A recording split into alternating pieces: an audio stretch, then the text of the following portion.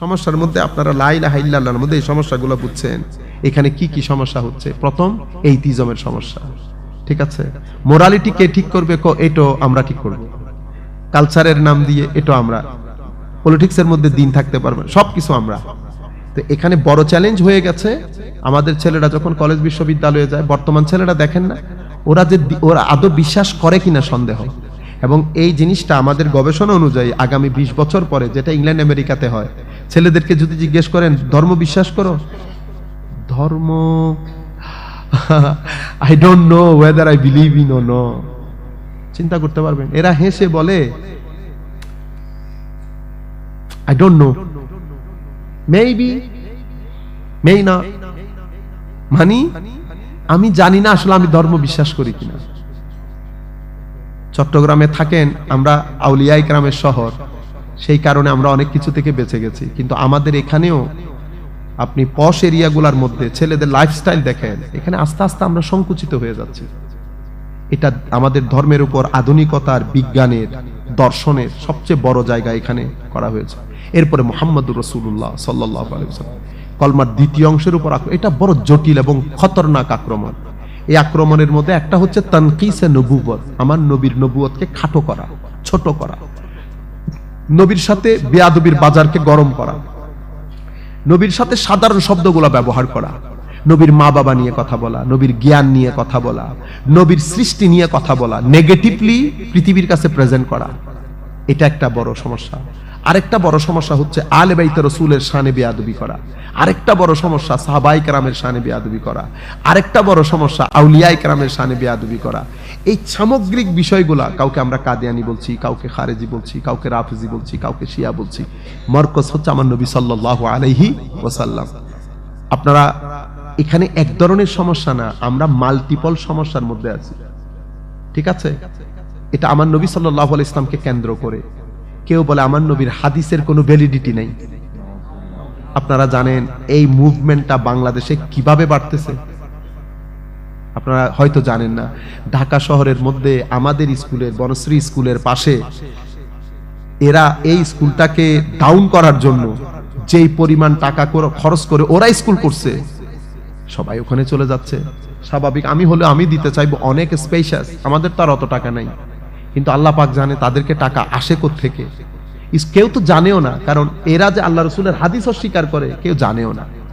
এবং এটা মুভমেন্টটা গত 5 বছরে বাংলাদেশে হু হু হু করে বেড়ে যাচ্ছে। আপনি সাতক্ষীরার সাইটে যান, চট্টগ্রামে বসে বসে অনেক কথা বলা সম্ভব, মায়ের কোলে বসে। সাতক্ষীরা, আপনি নর্থ বেঙ্গলে যান, সমানে আপনার এই যে লামাজহাবিয়ত, যেটা এই যে আজকে আমি এয়ারপোর্টে নামাজ পড়ছি, এয়ারপোর্টে মানে আমার গা ওই মাইজভান্ডারের দরবারে বক্তব্য দেওয়া পর্যন্ত জ্বলছে। খবিস উঠছে, উঠে মাগরিবের নামাজের একামত দিচ্ছে, আল্লাহু আকবার, আল্লাহু আকবার, আশহাদু আল্লা ইলাহা ইল্লাল্লাহ, আশহাদু আন্না মুহাম্মাদুর রাসূলুল্লাহ, হাইয়া আলাস সালাহ, হাইয়া আলাল ফালাহ, কদ কামাতিস সালাহ, কদ কাম। বাবা, তোমাকে বলছে কে এখানে উঠতে? আমি তো ফ্লাইট মিস হয়ে যাওয়ার জোগাড় হয়েছে, আমি কোন রকম বের হোক, আমি নিতে পারতেছিলাম না। কাহা তক আপনারা সহ্য করবেন এগুলা? আর কত? আমি তারে বলছি, এটা আপনি কি করলেন? হুজুর এটা না জায়েজ, না জায়েজ আমি আপনাকে আপনি কি বুঝবেন দলিল আদিল্লাহ? কেন আমি বুঝবো না? আল্লাহ, আপনি দলিল কাকে বলে যদি এটা আমাকে বলতে পারেন, দলিল কাকে বলে যদি এটা বলতে পারেন, এই মুহূর্তে আমার পকেটে যা টাকা আছে দিয়ে দিব। দলিল কাকে বলে বলতে পারলে দলিলের অর্থ কি? ফাইজলামি পাইছে? আপনি এতগুলা মুসলমান এখানে নামাজ পড়তেছে, আপনাকে কে বলছে একামত দিতে? আল্লাহ, আপনি আমাকে জিগান কেন গেছেন আপনি? কেন গেছি? আল্লাহ, আপনি এই ফিতনাটা মানুষের মধ্যে ছড়াই দিতে। আপনাকে টাকা দেয়, আপনি মিনিমাম 10,000 টাকা করে পান মাসে। চুপ করে আচ্ছা ঠিক আছে হুজুর আয় চলে যাচ্ছে। আপনারা বুঝতে পারতেছেন এই মুভমেন্ট, আমার নবীর হাদিসের কোনো ভ্যালিডিটি নাই। আরেকজন বলতেছে মাযহাবের কোনো ভ্যালিডিটি নাই। আরেকজন বলতেছে সাহাবায়ে কেরাম সবাই কিছু কিছুর ব্যাপারে কথা আছে। আরেকজন বলতেছে আলে বাইতে রাসূলের কথা বেশি বললে শিয়া। আরেকজন বলতেছে এদিকে শাহজাদা ইয়াজিদ, আরেকদিকে বলে শাহজাদা ইমাম হুসাইন রাদিয়াল্লাহু। ও আপনারা বুঝতে পারতেছেন এই সামগ্রিক বিষয় আমার নবী কেন্দ্রিক হামলা। থার্ড হামলা যেটা করা হচ্ছে সেটা হচ্ছে অশ্লীলতার হামলা, আর্ট এন্ড কালচারের নাম দিয়ে।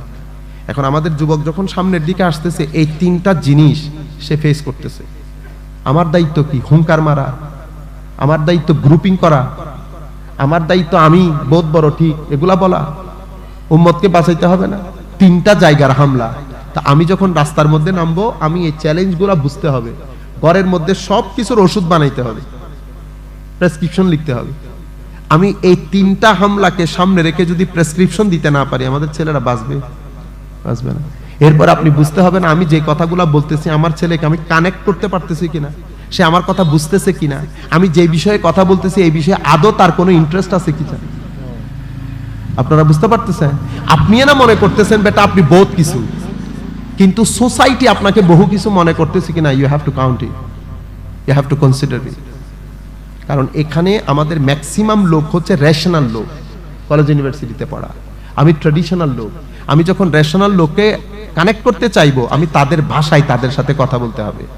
আমি যদি উগ্রতা দেখায়, আমি যদি হুঙ্কার মারি, আমি কখনো কানেক্ট করতে পারবো না।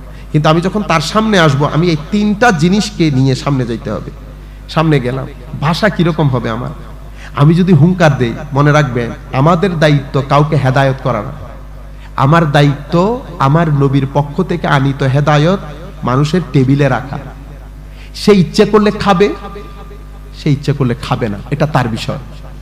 আমার বিষয় তার মুখে ঠেলে খাওয়াই দেওয়া, ওয়ামা আলাইনা ইল্লাল বালাগ। কিন্তু আপনি প্রেজেন্টটা কিভাবে করবেন? প্রেজেন্টেশনের মধ্যে 2টা জিনিস অবশ্যই আপনি এনশিওর করবেন। একটা হচ্ছে দলিল, আর একটা হচ্ছে আপনার ব্যবহার। আপনার ব্যবহারের মধ্যে যদি হার্শনেস থাকে, রুড হন, হুঙ্কার মারেন, এমনে করেন, সোসাইটি আপনাকে গ্রহণ করবে না। সোসাইটি আপনাকে গ্রহণ, এই সুন্দর জিনিসটা আমরা বুঝতে পারতেছি।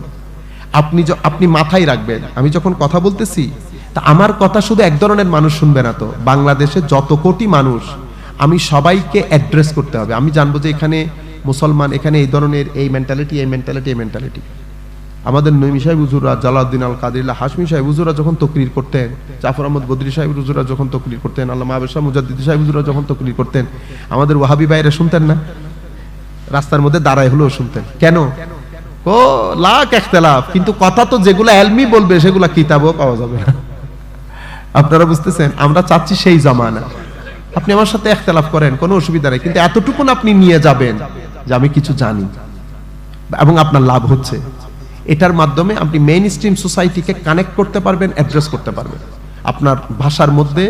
এই জন্য আমার নবী সাল্লাল্লাহু আলাইহি ওয়াসাল্লাম বলতেছেন, আমার নবী কওলে লাইয়িন, আমার নবীকে বলতেছেন আল্লাহ ফাবিমা রাহমাতিন মিনাল্লাহি লিনতা লাহুম ওয়া লাউ কুনতা ফাজ্জান গালিজাল কলব লানফাদ্দু মিন হাওলিক। আপনারা এই আয়াতগুলো আমাদের পড়া দরকার।